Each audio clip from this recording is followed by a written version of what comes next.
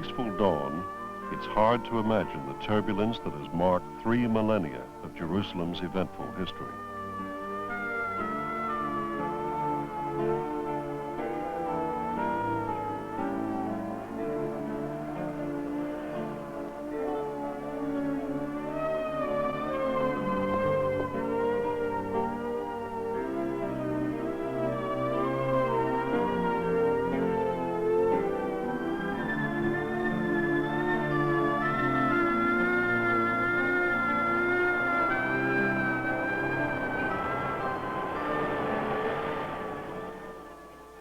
Jerusalem has suffered the privilege of being one of the most sacred cities on earth.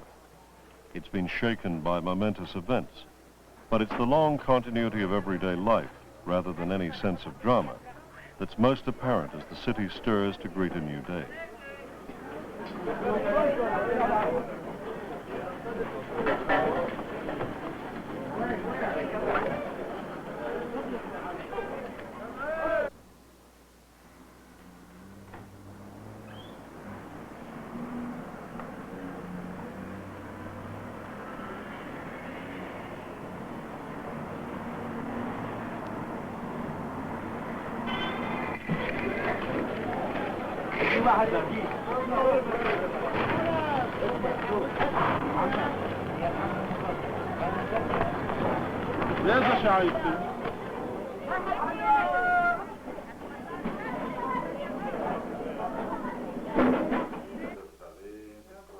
The day starts for Ariel Plishti with his family at breakfast.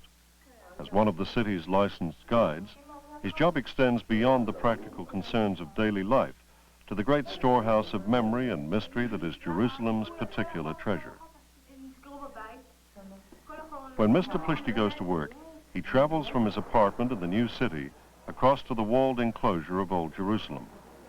Here, he has an appointment to take some tourists on a morning walk around 30 centuries of memorable history.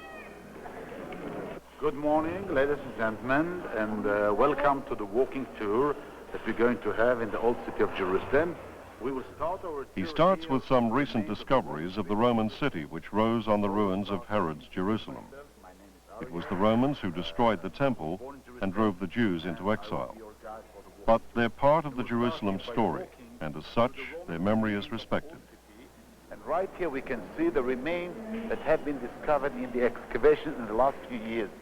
What we have right here are the columns that were hanging on the side of the street that was going from south to north of Jerusalem. And right here we can see the reproduction of this wall, these pillars that were putting here with a roof on top of it. And it was going all the way until the market of today. In the seething markets of the old city, Jews, Christians, and Muslims have met for centuries in one activity that transcends sectarian strife: trade. Countless pilgrims have also bartered in these streets, drawn from all over the world by the sacred associations of Jerusalem, the holy city.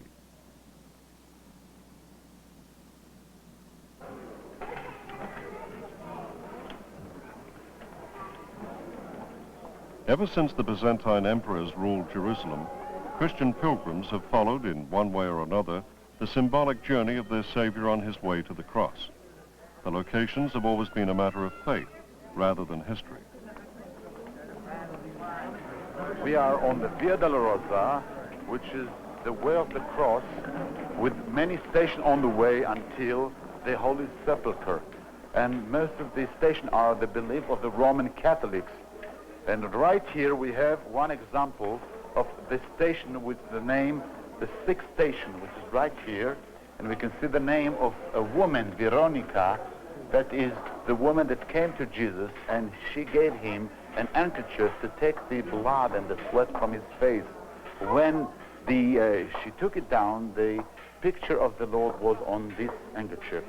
The handkerchief was taken after then to the Vatican, and it was there, and it's still there in one of the churches.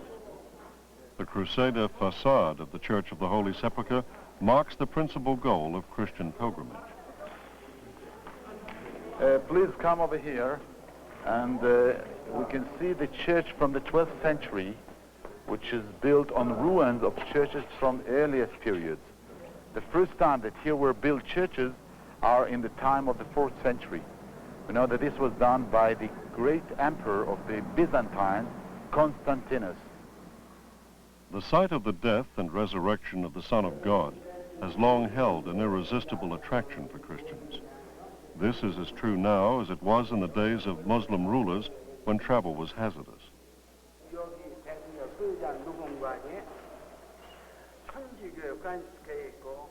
Accounts from the past describe the emotional impact of the holy places after a long and dangerous journey. Pilgrims would weep and groan and sometimes shriek as though in agony.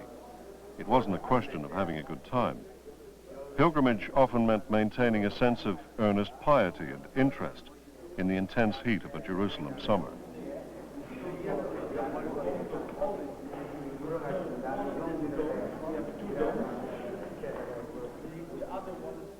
Modern visitors may not be quite so emotional, but Jerusalem still makes stern demands. There are so many places to see, so much information to absorb, so many names to remember. It's not for nothing that Jerusalem was once the very center of the world, the city that was always placed right in the middle of the earliest maps made by Christian Europeans. From the Christian quarter, Mr. Plishti's group enters the Jewish part of the old city. Christians did no more than follow the Jews in looking to Jerusalem as the center of the world. For the Jews, their temple marked the hub of the universe. The temple hasn't existed for nearly 2,000 years, but Jews continue to pray before one of its remaining walls in the certain hope that it will be rebuilt when the Messiah comes at last to his people. And we just came here to the Western Wall, which is the most holy place of the Jews, that symbolize view of the heavens of the Jews. This wall is a part of the courtyard of the Temple Mount that was built up in the 1st century BC, means over 2,000 years. And what we see here is the way how today people pray here. The wall has 2 parts, you see. To the left, the man, to the right, the woman. The reason why we have here 2 parts is that today people come to pray, the part of the synagogue. And in the Jewish synagogue, there are division for men and women, because that's the oral law of the 20th century. We know that through the history, it was never divided for men and women, but that was done only after 67 war. Here we have an example about the big construction that's going on in the Jewish quarter. First of all, it was excavated, and now we can see what we're doing. We're rebuilding, and that's why the noise is all over the Jewish quarter. After years of ruin and neglect, Jewish Old Jerusalem now makes a sharp contrast with the rundown condition of the Muslim quarter. Here we can see another picture of the old city of Jerusalem. This is the Muslim quarter, and we can see here the antennas and the gardens, and there is a plan to take down all these antennas and to bring them through a cable which is under the road. The visitors climb some stairs for yet another aspect of the old city, a skyline that's hardly changed since the days of the Ottoman Empire. And now we are walking over the roof of Jerusalem, and we can see from here the panorama of most of the outside skylab of Jerusalem. Altogether we have here one of the very beautiful sites of Jerusalem, which is over the central of the city.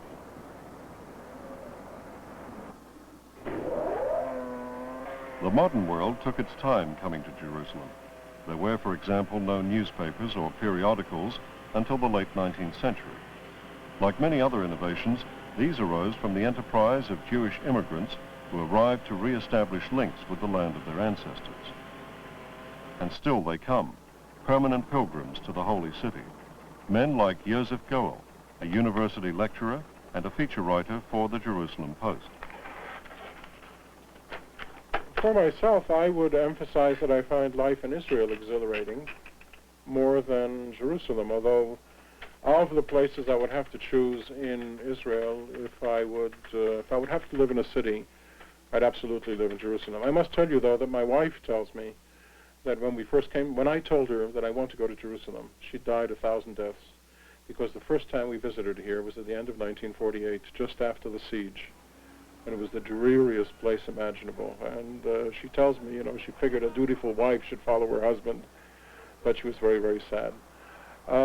Jerusalem has changed fantastically over the past 15, 16 years after the Six-Day War, in which it was reunited with the old city from which it had been separated in 1948. To my mind, the old city of Jerusalem is one of the impacted urban slums of the Middle East. It's a horrible place to live. It's a wonderful place to visit as a tourist, exotic, and the marketplace and all the smells and the odors, and that's wonderful. If you want to live there, well, go talk to the Arabs who live there. It is pretty much of a slum area. Even so, life in the old city is a great improvement on what it was. 100 years ago, visitors spoke with feeling of poverty and squalor. This was during the great decline of the Turkish Empire. In their prime, 400 years before, the Turks had set their seal on the capture of Jerusalem by building the magnificent walls that still encircle the old city. The tradition of Muslim rule went back to the 7th century, when the old Temple Mount first became one of the most revered places in Islam.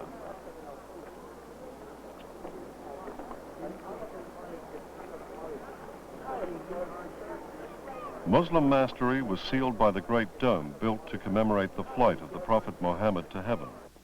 That mastery has gone, but old traditions die hard. It's a very, very unusual sort of city. I don't like cities. It's one of the reasons I came to Israel, and one of the reasons I came to live in a kibbutz. I was born in New York City, but I was a farmer for 10 years. I think it's one of the unusual cases of people going from the city to the farm, and I enjoyed it very much. But when I decided to go back to study, well, it was Jerusalem, and then it grows on you. It's a very, very unusual city from the point of view of the mix, and from the point of view that it isn't really so much of a city as it is a conglomeration of neighborhoods. Every neighborhood in Jerusalem is very, very special and very different. And what you do, you don't live in Jerusalem, you live in your neighborhood.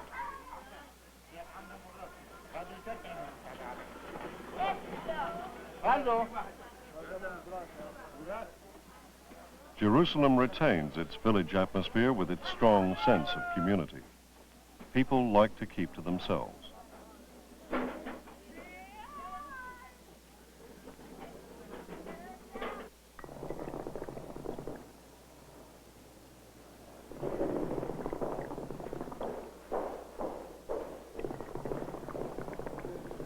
In the quiet rooms where Arab men gather to pass the time of day, the problems of the present can be forgotten in the glories of the past. There are many who proudly trace their ancestry to more heroic days, back to the followers of Omar, who won the city from the Byzantines, and of Saladin, who took it from the Crusaders.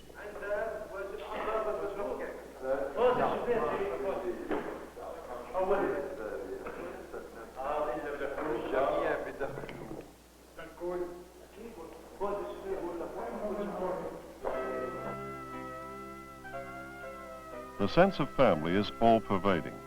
In many small workshops, fathers are assisted by their sons or other relatives. In these circumstances, employment remains a matter of family obligation rather than state regulation.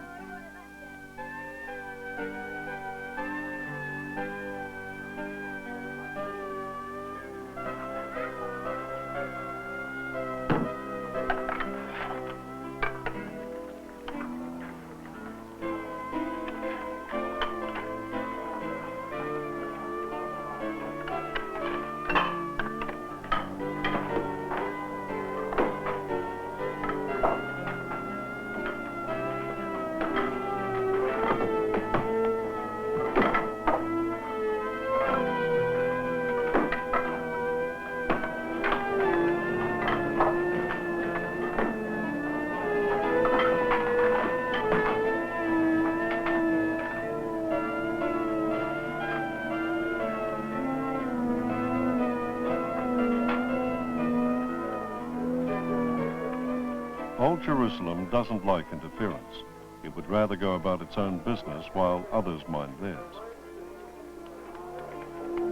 Basically, we're divided. We're many, many different peoples. The basic, most important division is between Jews and Arabs, live totally separately.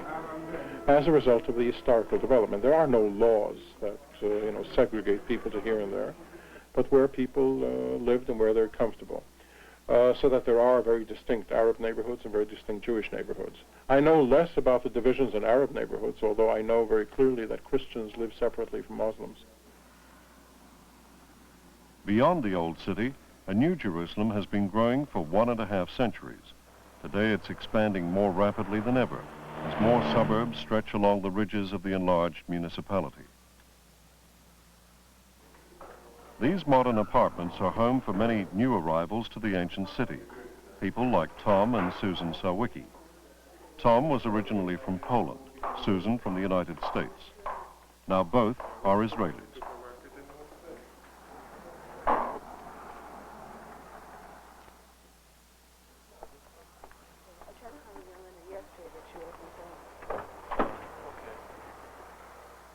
They've committed themselves to a country which has a shaky economy and a formidable security problem.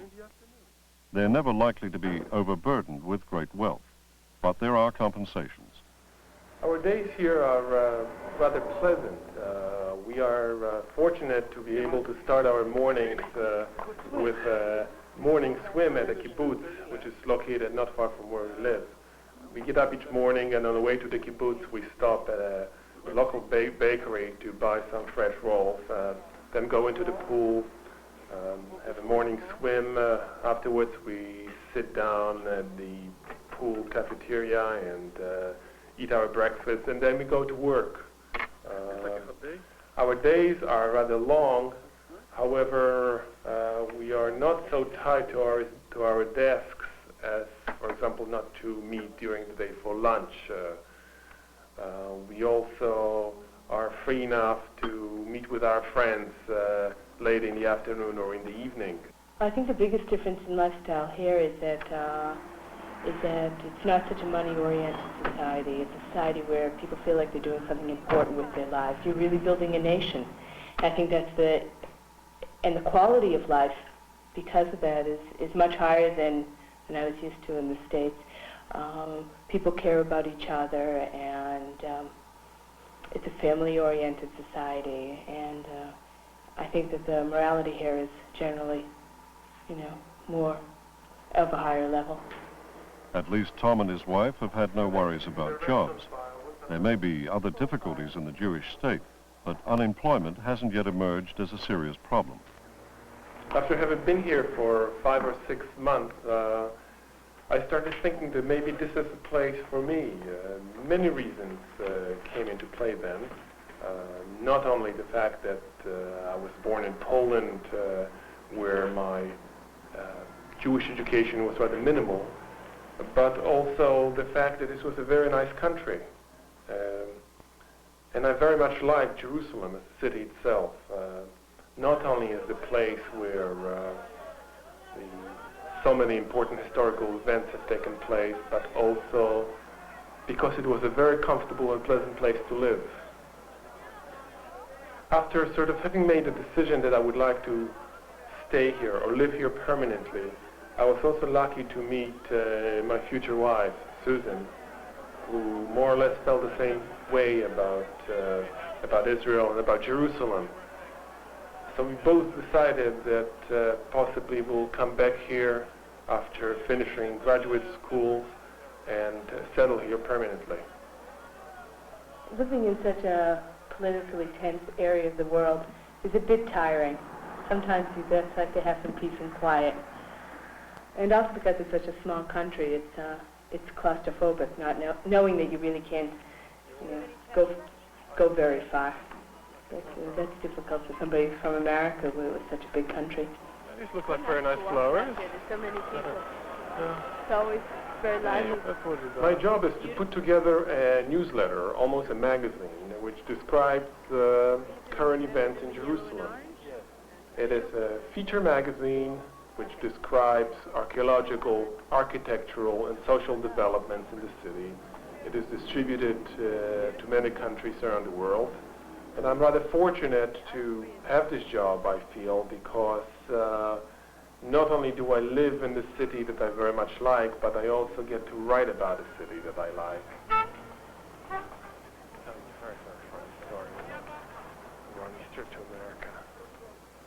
Living with history is something that comes naturally to the people of Jerusalem.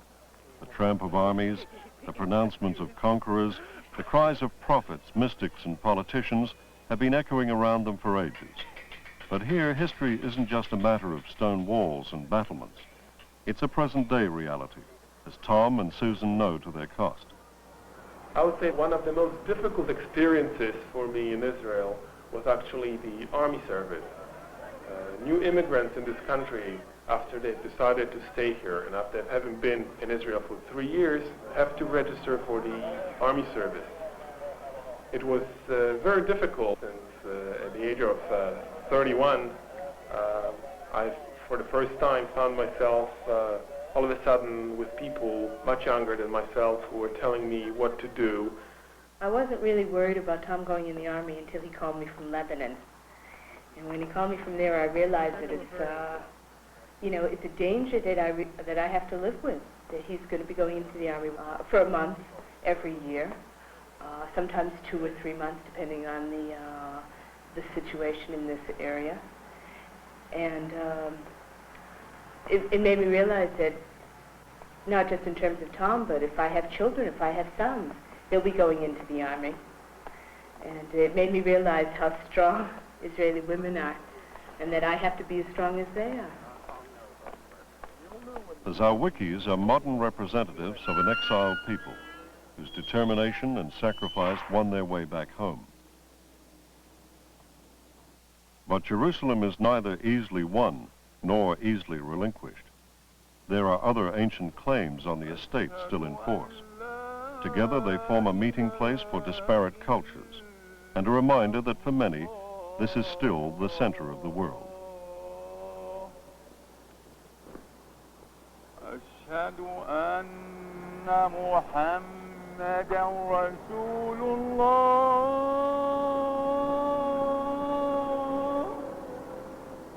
الله أكبر الله أكبر الله أكبر